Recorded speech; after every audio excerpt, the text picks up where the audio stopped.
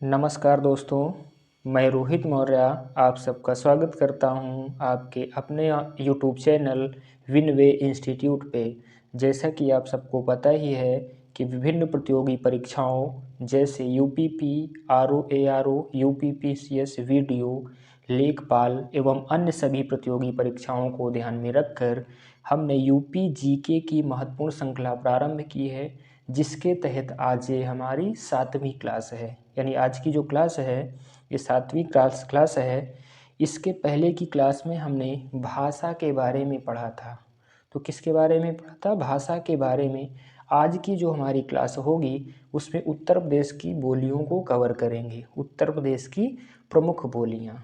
जी हाँ दोस्तों, अगर क्लास अच्छी लगा करे तो इसको थोड़ा सा शेयर भी कर दिया करो, लाइक भी कर दिया करो और कमेंट भी कर दिया करो। तो देखते हैं कि प्रारंभ करते हैं आज की अपनी क्लास, है ना। तो सबसे पहले देखते हैं उत्तर प्रदेश की बोलियाँ, उत्तर प्रदेश की बोलियाँ, है ना। उसको पढ़ने से पहले सबसे पहले देखते हैं कि आखिर हम बोली किसे कहेंगे, यानी बोली क्या है।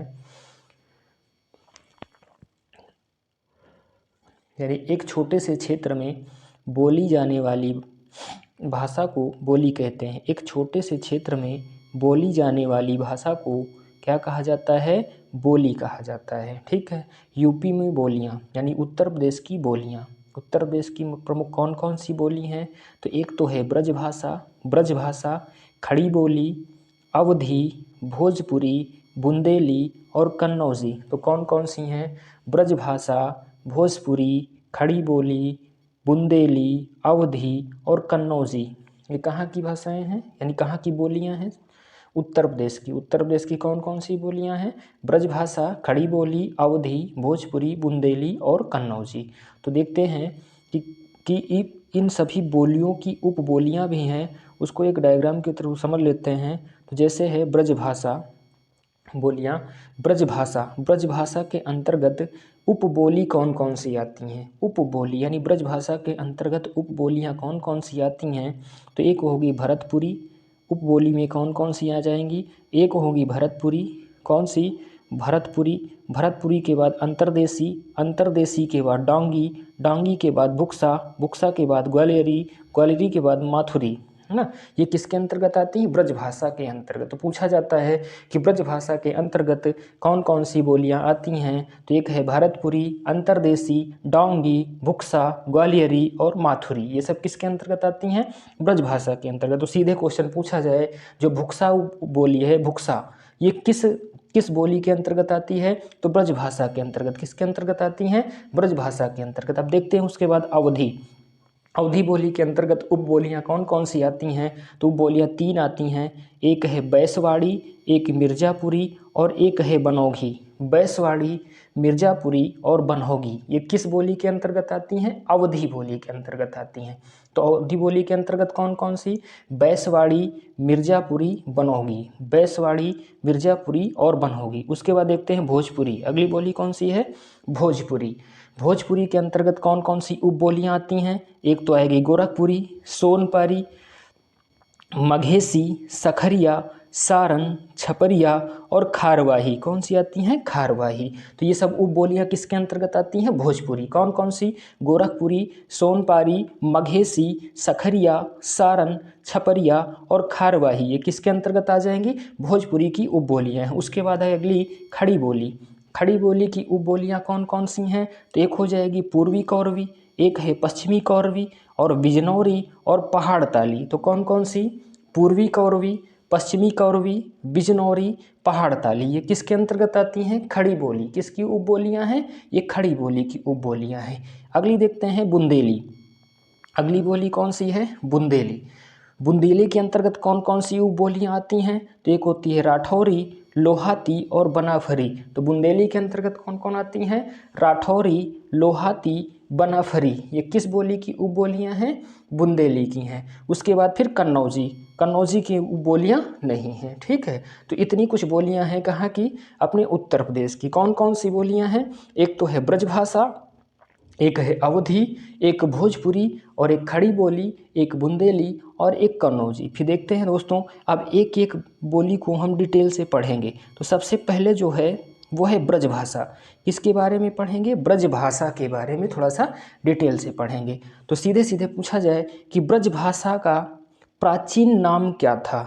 ब्रजभाषा का प्राचीन नाम क्या था? तो ब्रजभाषा का प्राचीन नाम क्या था? सूरसेन था। ब्रजभाषा का प्राचीन नेम क्या था? ये सूरसेन था। क्या था?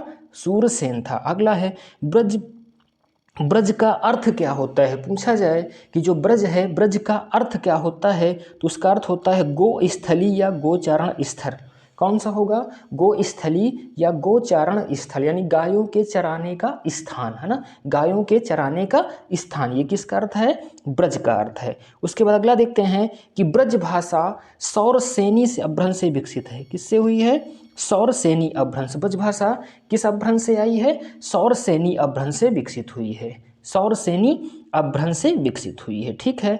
और इसका जन्म पूछा जाए कब से कब माना जाता है? तो 1000 ईस्वी के आसपास इसका जन्म माना जाता है। किसका? ब्रजभाषा का। किसका? ब्रजभाषा का। ठीक है।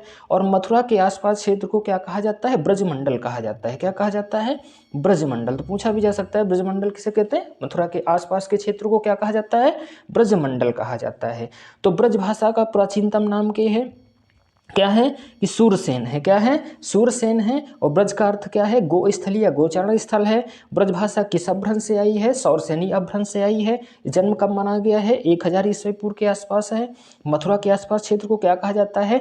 ब्रजमंडल कहा जाता है। और मोस्ट इंपॉर्टेंट क्वेश्चन होता है कि ब्रजभाषा का प्रमुख केंद्र, ब्रजभाषा का प्रमुख केंद्र, ब्रजभाषा का प्रमुख केंद्र कौन सा था? मथुरा और वृंदावन। ब्रजभाषा का प्रमुख केंद्र कौन सा? मथुरा और वृंदावन। तो पूछा जाता है कि ब्रजभाषा के केंद्र कौन से थे? एक मथुरा था और वृंदावन था। आगे चलते हैं दोस्तों, फिर देखते हैं ब्रजभाषा के क्षेत्र, यानी ब्रजभाषा किन किन क्षेत्रों में बोली जाती है। ब्रजभाषा जो है किन किन क्षेत्रों में बोली जाती है? तो एक तो हो जाएगी मथुरा, मथुरा के बाद आगरा, अलीगढ़, धौलपुर, हाथरस, एटा, मैनपुरी, फिरोजाबाद, बरेली, बुलंदशहर, बदायूं। तो कौन कौन से क्षेत्रों में बोली जाती है?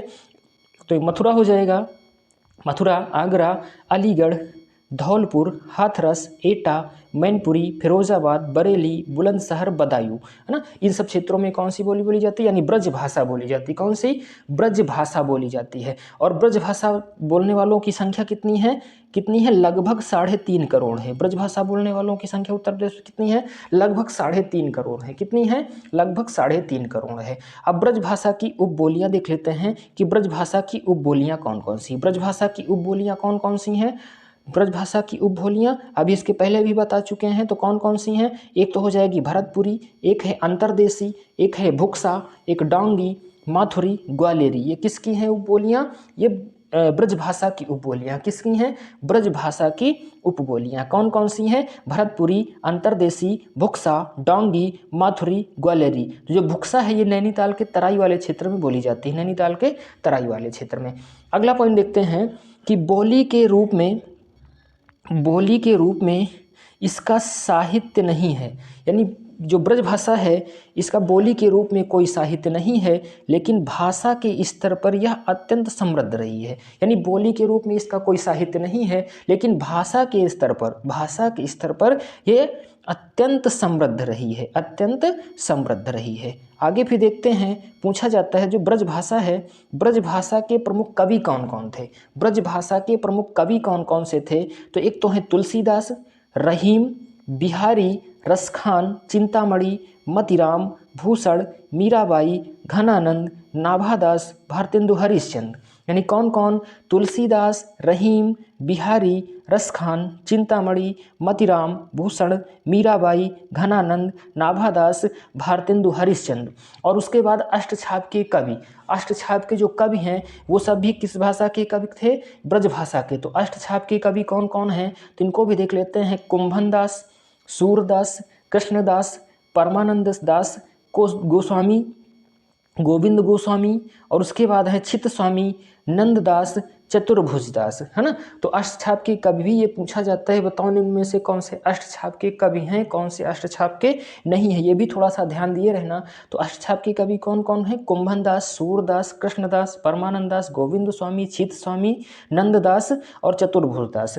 और ये जितने सारे कवि हैं ये सब किसके हैं? ब्रज भाषा के कवि हैं। किसके हैं? ब्रज भाषा के कवि। एक बार फिर से देख लेते हैं।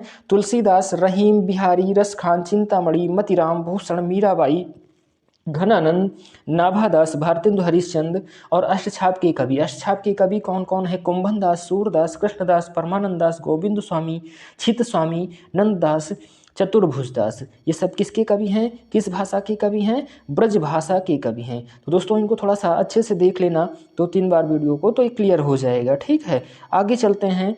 अगली जो बोली है, अगली है अवधी बोली। अगली बोली कौन सी है? अवधी। अवधी बोली के बारे में देखते हैं। तो पूछा जाए सबसे पहले कि अवधी बोली का केंद्र, अवधी बोली का केंद्र कहाँ पर था? तो एक अवध या अयोध्या, अवध या अयोध्या था, अवध या अयोध्या। और सबसे मोस्ट इंपॉर्टेंट क्वेश्चन है कि सीधे पूछा जाता है कि जो अवधी बोली है, अवधी बोली को और किस नाम से जाना जाता है? अवधी बोली को और किस नाम से जाना जाता है? तो वो है कोसती, यानी अवधी को कोसती के नाम से जाना जाता है। किसके नाम से जाना जाता है? कोसती के नाम से। अवधी को किस नाम से जाना जाता है? कोसती के नाम से जाना जाता है। फिर पूछा जाए अवधी भाषा का विकास किस अपभ्रंश से हुआ है? तो अवधी भाषा का विकास अर्धमागधी अपभ्रंश से हुआ है। अवधी भाषा का विकास किस अपभ्रंश से? अर्धमागधी अपभ्रंश से हुआ है। इससे पहले की क्लास में जो हम भाषा पढ़े थे, तो उस भाषा वाले वीडियो को भी एक बार देख लेना, तब उसके बाद ये वाला देखना, तो बहुत अच्छे से क्लियर होगा। ठीक है, अवधी भाषा का विकास किससे हुआ है? अर्धमागधी अपभ्रंश से हुआ। किससे?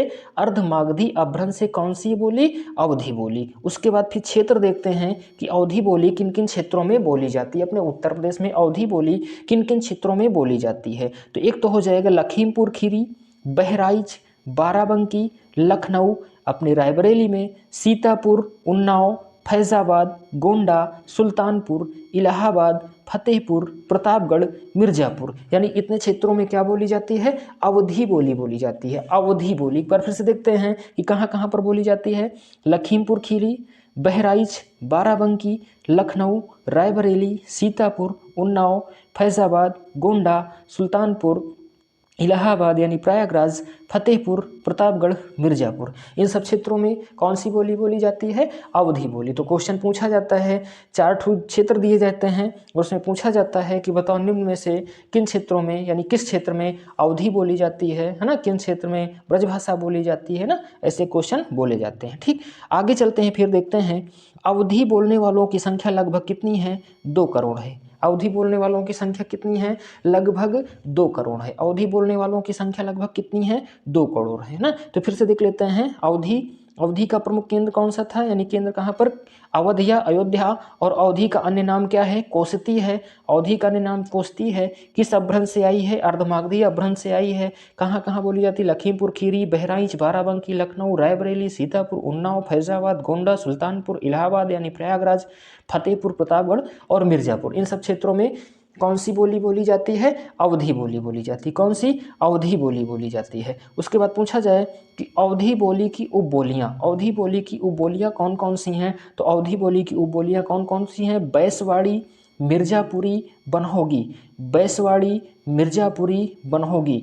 बैसवाड़ी, मिर्ज़ापुरी, बनहोगी, ये किसकी उपबोलियाँ हैं? किसकी हैं? अवधी की उपबोलियाँ हैं। अवधी की उपबोलियाँ हैं। पूछा जाए अवधी के प्रमुख कवि कौन कौन थे? अवधी के प्रमुख कवि कौन कौन हैं? एक तो तुलसीदास, जयसी, उस्मान, मंझन, कुतुबन, है ना। ये थोड़े से ये नाम याद रखना, कौन कौन? तुलसीदास, मलिक मोहम्मद जयसी, उस्मान, मंझन और कुतुबन। ये किस बोली के कवि थे या किस भाषा के? तो सीधे बोल देना अवधी के कवि थे। कौन से थे? अवधी के कवि थे। अब इसके बाद आगे चलते हैं दोस्तों, फिर देखते हैं अगली कौन सी बोली है? भोजपुरी। अगली कौन सी बोली है? भोजपुरी। तो सबसे पहले देखते हैं भोजपुरी का केंद्र। भोजपुरी का केंद्र कहाँ पर था? भोजपुर, है ना। भोजपुरी का केंद्र कहाँ पर? भोजपुर था। ठीक है, भोजपुर। भोजपुरी बिहारी हिंदी की प्रमुख बोली है। किसकी है? बिहारी हिंदी, यानी भोजपुरी जो है बिहारी हिंदी की प्रमुख बोली है। भोजपुरी किसकी है? बिहारी हिंदी की प्रमुख बोली है। ठीक है, और ये किस अपभ्रंश से आई है? तो इसका विकास मागधी अपभ्रंश से हुआ है। यानी भोजपुरी का विकास किस अपभ्रंश से हुआ है? मागधी अपभ्रंश से हुआ है। किससे है? मागधी अपभ्रंश से हुआ है। ठीक है, भोजपुरी का नाम, यानी भोजपुरी के नाम बिहार के भोजपुर नामक गांव के आधार पर पड़ा था। किस पर? भोजपुर, क्योंकि केंद्र क्या था? भोजपुर था, जिसलिए इसका नाम क्या पड़ गया, भोजपुरी पड़ गया। ठीक है, अगला पॉइंट देखते हैं। फिर भोजपुरी शब्द का सर्वप्रथम प्रयोग किसने किया था, तो प्रयोग एक अंग्रेज विद्वान थे, कौन, रेमंड नामक एक अंग्रेज विद्वान थे, जिन्होंने कौन सा शब्द प्रयोग किया था, भोजपुरी शब्द, कौन सा, भोजपुरी शब्द का प्रयोग किया था। तो भोजपुरी का केंद्र कहाँ पर, भोजपुर में। किस हिंदी की, बिहारी हिंदी की प्रमुख बोली है। किस अपभ्रंश से आई है, मागधी अपभ्रंश से आई है।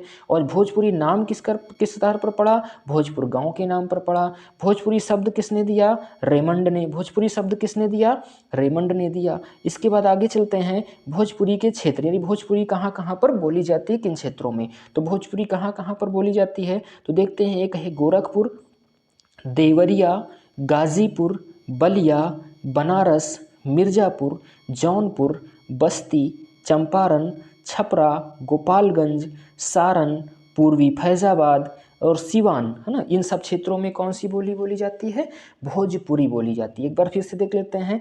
गोरखपुर, देवरिया, गाजीपुर, बलिया, बनारस, मिर्ज़ापुर, जौनपुर, बस्ती, चंपारण, छपरा, गोपालगंज, सारण, पूर्वी फैज़ाबाद, सीवान, इन सब क्षेत्रों में कौन सी बोली, भोजपुरी बोली बोली जाती है। ठीक, आगे फिर चलते हैं दोस्तों। फिर देखते हैं हिंदी प्रदेश में भोजपुरी बोलने वालों की संख्या सर्वाधिक है। यानी भारत में जितने भी हिंदी प्रदेश हैं उन सब में भोजपुरी बहुत ही ज़्यादा बोली जाती है। कौन सी बोली, भोजपुरी ज़्यादा बोली जाती है। और पूछा जाए कि कौन कौन से देश हैं जहाँ पर भोजपुरी बोली जाती है, यानी भारत के बाहर विदेशों में भी भोजपुरी भाषा बोली जाती है। तो विदेशों में यानी कहाँ कहाँ पर, यानी मॉरिशस में, सूरीनाम में, फिजी, त्रिनिदाद और Guyana. Mauritius, Suriname, Fiji, Trinidad और गुयाना, है ना। इन सब में क्या बोली जाती है, वहाँ पर भी भोजपुरी बोली जाती है। फिर आगे चलते हैं दोस्तों। मोस्ट इंपॉर्टेंट पॉइंट हैं, जैसे भिखारी ठाकुर को भोजपुरी का शेक्सपियर कहते हैं। भोजपुरी का शेक्सपियर किसे कहते हैं, भिखारी ठाकुर को कहते हैं। भिखारी ठाकुर को क्या कहते हैं, भोजपुरी का शेक्सपियर कहते हैं। और उसके बाद है भोजपुरी का भारतेंदु किसे कहते हैं, तो भोजपुरी का भारतेंदु भी किसे कहा जाएगा, भिखारी ठाकुर को कहा जाता है। यानी भोजपुरी का शेक्सपियर कहें या भोजपुरी का भारतेंदु कहें तो किसे कहा जाता है, भिखारी ठाकुर को कहा जाता है। किसे कहा जाता है, भिखारी ठाकुर को कहा जाता है। आगे चलते हैं। भोजपुरी बोलने वालों की संख्या लगभग कितनी है, 3.5 करोड़ है। भोजपुरी बोलने वालों की संख्या कितनी है, लगभग 3.5 करोड़ है। भोजपुरी बोलने वालों की संख्या कितनी है, लगभग 3.5 करोड़ है। भोजपुरी का शेक्सपियर किसे कहते हैं, भोजपुरी का शेक्सपियर किसे कहते हैं, भोजपुरी का भारतेंदु भी किसे कहते हैं, भिखारी ठाकुर को कहते हैं। किसे कहते हैं, भिखारी ठाकुर को कहते हैं। अब भोजपुरी के कुछ कवि देख लेते हैं कि भोजपुरी के कवि कौन कौन से थे। तो पहले कवि हैं कबीरदास, चारणदास, भिखारी ठाकुर, राहुल सांकृत्यायन, फणीश्वर नाथ रेणु, है ना। इन नामों को थोड़ा सा ध्यान रखेंगे। ये भोजपुरी के कवि थे। कौन कौन थे, कबीरदास, चारणदास, भिखारी दास, राहुल सांकृत्यायन, फणीश्वर नाथ रेणु। कौन, फणीश्वर नाथ रेणु, है ना। कबीरदास, चरणदास, भिखारी ठाकुर, राहुल सांकृत्यायन, फणीश्वर नाथ रेणु, ये सब किस बोली के कवि हैं, भोजपुरी के। किसके हैं, भोजपुरी के। अब उसके बाद देख लेते हैं भोजपुरी की उपबोलियाँ कौन कौन सी हैं। इससे पहले भी देख चुके हैं। तो भोजपुरी की उपबोलियाँ कौन कौन सी हैं, एक है गोरखपुरी, सोनपारी, नागपुरिया, सखरिया, सारण, छपरिया, खारवाही, मघेसी, ये किसकी उपबोलियां हैं, भोजपुरी की। तो सीधे पूछा जाए जो सखरिया है, सखरिया उपबोली किस बोली की उपबोली है, तो किसकी है, भोजपुरी की है। छपरिया किसकी है, तो किसकी हो जाएगी, भोजपुरी को हो जाएगी। थोड़ा सा इनको भी इस तरह से ध्यान दे लेना है कि इनकी उपबोलियां कौन कौन सी हैं। ठीक है, आगे चलते हैं।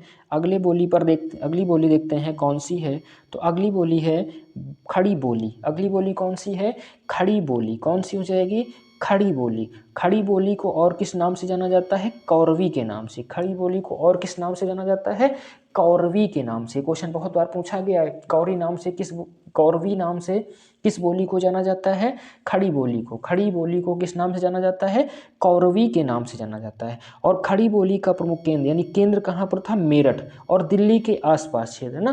केंद्र मेरठ और दिल्ली के आसपास क्षेत्र, यानी इन सब क्षेत्रों में ज़्यादा बोली जाती थी। कौन सी? खड़ी बोली बोली जाती थी। ठीक है, उसके बाद आगे चलते हैं कि पूछा जाता है जो खड़ी बोली है ये किस अपभ्रंश से आई है। खड़ी बोली किस अपभ्रंश से आई है? ये सौरसेनी अपभ्रंश से आई है। किससे आई है? सौरसेनी अपभ्रंश से। इसे पिछले की क्लास भाषा वाली जरूर देख लेना। ठीक है, वहाँ पर जितने सारे अपभ्रंश हैं, बोलियाँ हैं, उपबोलियाँ हैं, उनको पूरा ग्राफ के थ्रू समझाए हैं। ठीक है, तो खड़ी बोली का विकास किस अपभ्रंश से हुआ है? सौरसेनी अपभ्रंश से। सौरसेनी अपभ्रंश से हुआ है। ठीक है, खड़ी बोली का अर्थ क्या है?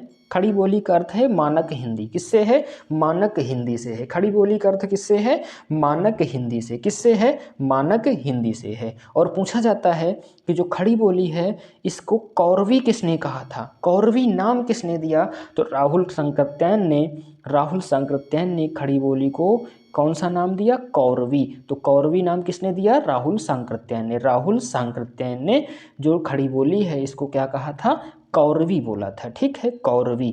और फिर देखते हैं कि खड़ी बोली के क्षेत्र, खड़ी बोली के क्षेत्र यानी खड़ी बोली किन किन क्षेत्रों में बोली जाती है। तो एक तो है रामपुर, हरिद्वार, मुरादाबाद, बिजनौर, मेरठ, गाज़ियाबाद, सहारनपुर, मुजफ्फरनगर। तो कौन कौन से क्षेत्र हैं?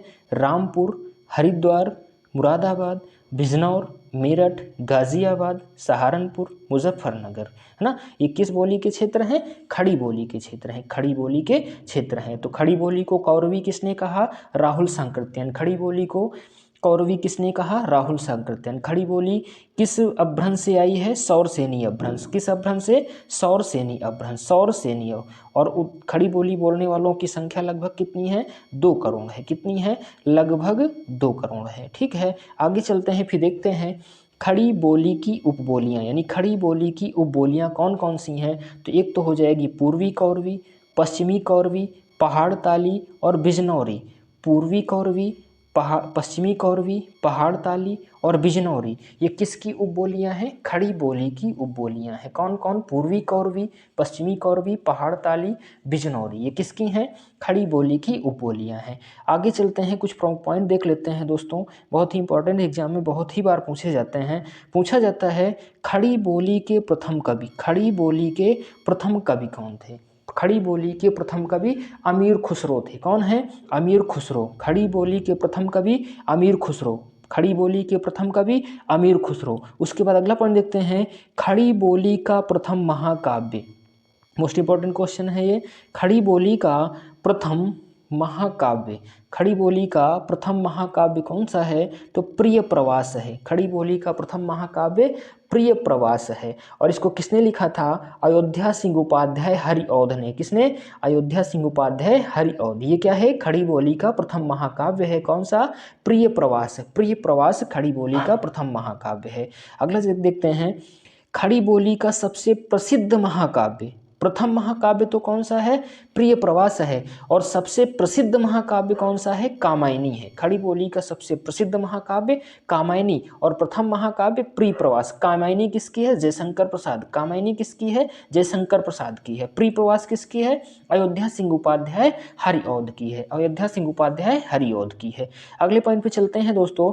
फिर पूछा जाता है जो खड़ी बोली शब्द है, खड़ी बोली शब्द का सर्वप्रथम प्रयोग किसने किया था? तो सर्वप्रथम प्रयोग किसने किया? लल्लूलाल और सदल मिश्र ने। किसने किया था? लल्लूलाल और सदल मिश्र ने। तो खड़ी बोली शब्द का प्रयोग सबसे पहले किसने किया? लल्लूलाल और सदल मिश्र ने। किसने?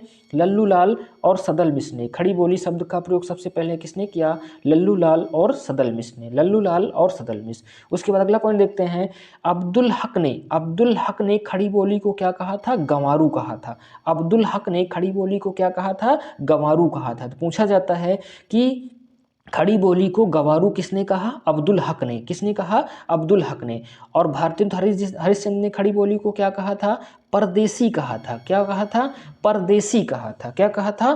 परदेसी कहा था। और एक और व्यक्ति थे गिलक्राइस्ट ने टंकसाली कहा। क्या कहा? टंकसाली। यानी जो खड़ी बोली है, खड़ी बोली को गंवारू किसने कहा? अब्दुल हक ने कहा। और परदेसी किसने कहा? भारतेंदु हरिश्चंद्र ने कहा। गिलक्राइस्ट ने क्या कहा है? टंकसाली। क्या कहा है? टंकसाली कहा है। टंकसाली। तो कुछ इतनी बातें याद रखना, किससे? खड़ी बोली से। खड़ी बोली। ठीक है, खड़ी बोली। आगे चलते हैं, उसके बाद देखते हैं बुंदेली। अगली बोली कौन सी है? बुंदेली। बुंदेली है ना, बुंदेली बोली कौन सी है? बुंदेली है ना। तो पूछा जाता है कि बुंदेली का विकास किस अपभ्रंश से हुआ? तो बुंदेली का विकास किस अपभ्रंश से हुआ? सौरसेनी अपभ्रंश। बुंदेली का विकास का किस अपभ्रंश से हुआ? सौरसेनी अपभ्रंश से हुआ है। और बुंदेली की उपबोलियां कौन कौन सी हैं? तो एक तो है राठौरी, एक है लोहाती, एक है बनाफरी। राठौरी, लोहाती, बनाफरी। राठौरी, लोहाती, बनाफरी। राठौरी, लोहाती और बनाफरी, ये किसकी उपबोलियां हैं? बुंदेली की। बुंदेली की उपबोलियां कौन?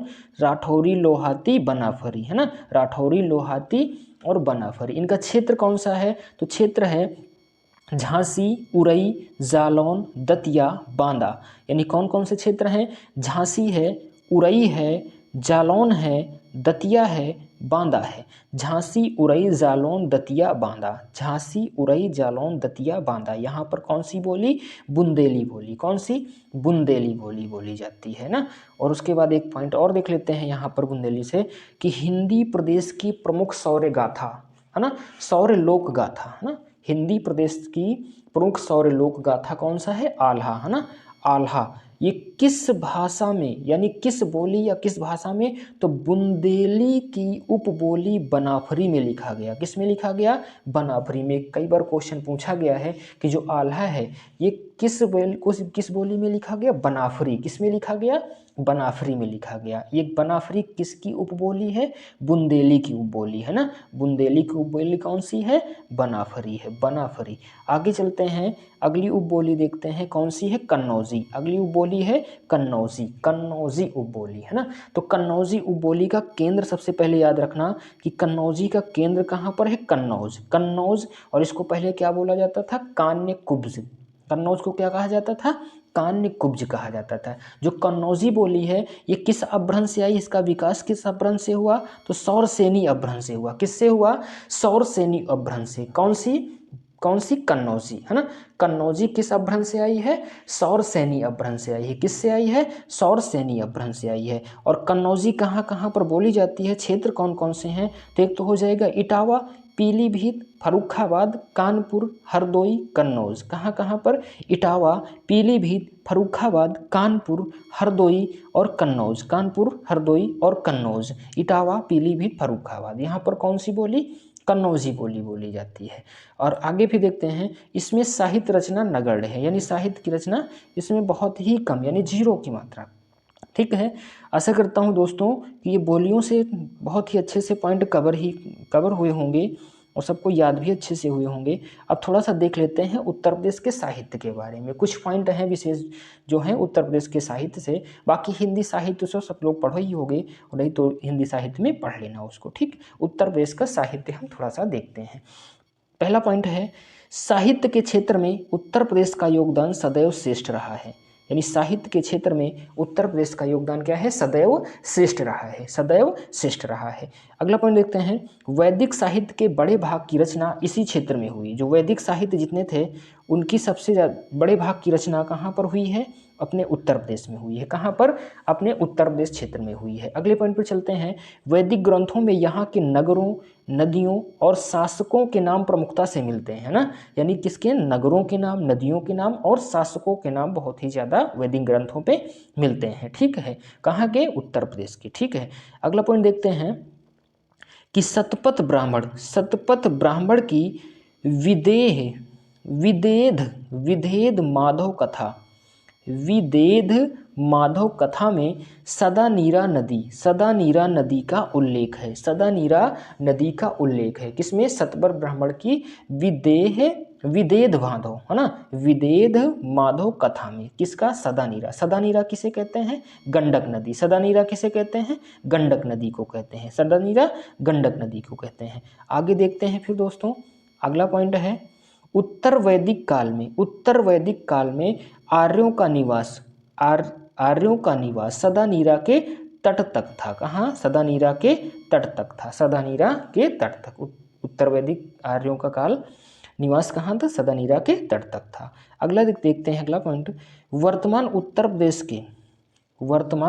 प्रदेश के गुंदफर्न अथवा गोनर्द गुंदफर्न अथवा गोनर्द यानी गोंडा क्षेत्र, कौन सा है, गोंडा क्षेत्र के निवासी पतंजलि ने, है ना, पतंजलि कहाँ के निवासी थे, गोंडा के निवासी कौन से, पतंजलि थे, है ना, जिन्होंने योग सूत्र और महाभाष्य की रचना की थी, योग सूत्र और महाभाष्य की रचना की थी। पतंजलि कहाँ के थे, गोंडा के थे, और कौन कौन सी रचना, योग सूत्र और महाकाव्य की रचना की थी, महाकाव्य नहीं सॉरी दोस्तों, महाभाष्य की रचना की थी। ठीक, अगला पॉइंट है, अयोध्या के निकट बहने वाली तमसा नदी के तट पर वाल्मीकि को रामायण के सृजन का विचार आया और वे प्रथम कवि कहलाए, है ना। पूछा जाता है कि जो वाल्मीकि हैं इनके मन में रामायण के सृजन का विचार किस नदी के किनारे आया था, तमसा नदी, किस नदी के किनारे, तमसा नदी के किनारे आया था। ठीक है, आगे चलते हैं फिर दोस्तों, सम्राट हर्षवर्धन के दरबारी कवि बाणभट्ट ने कन्नौज में रहकर हर्षचरित और कादम्बरी की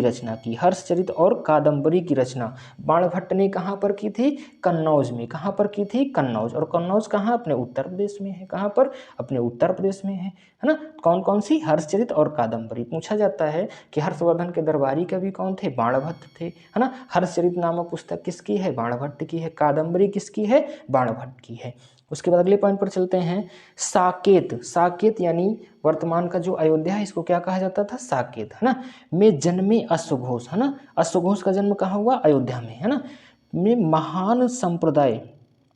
महायान संप्रदाय से जुड़े बुद्धचरित, सौंदरानंद, सारिपुत्र प्रकरण की रचना की है। अश्वघोष ने कौन कौन सी, एक तो बुद्धचरित है, सौंदरानंद हो, और उसके बाद सारिपुत्र है, सौंदरानंद और सारिपुत्र प्रकरण, इनकी रचना किसने किया है, अश्वघोष ने। कहाँ पर, अयोध्या में किया, अयोध्या में रहकर इन्होंने किया है। आगे चलते हैं दोस्तों, फिर उत्तर प्रदेश के प्रमुख साहित्यकार देख लेते हैं कि उत्तर प्रदेश के प्रमुख साहित्यकार, है ना। पूछा भी जाता है निम्न में से कि साहित्यकार का संबंध उत्तर प्रदेश से है, ठीक है, तो उनमें देखते हैं। तो पहले नाम और किस क्षेत्र से वो संबंध रखते हैं, उनका निवासी स्थान कहाँ पर, ठीक है। तो पहला देखते हैं रामचंद्र शुक्ल, रामचंद्र शुक्ल कहाँ के थे, बस्ती के थे, अपने बस्ती के थे, उत्तर प्रदेश यानी बस्ती के। और महादेवी वर्मा कहाँ की थी, फर्रुखाबाद, महादेवी वर्मा फर्रुखाबाद की। राहुल सांकृत्यायन आजमगढ़ के, कहाँ के, आजमगढ़ के थे। हरिवंश राय बच्चन प्रयागराज के। मुंशी प्रेमचंद वाराणसी। जयशंकर प्रसाद वाराणसी। मलिक मोहम्मद जैसी रायबरेली।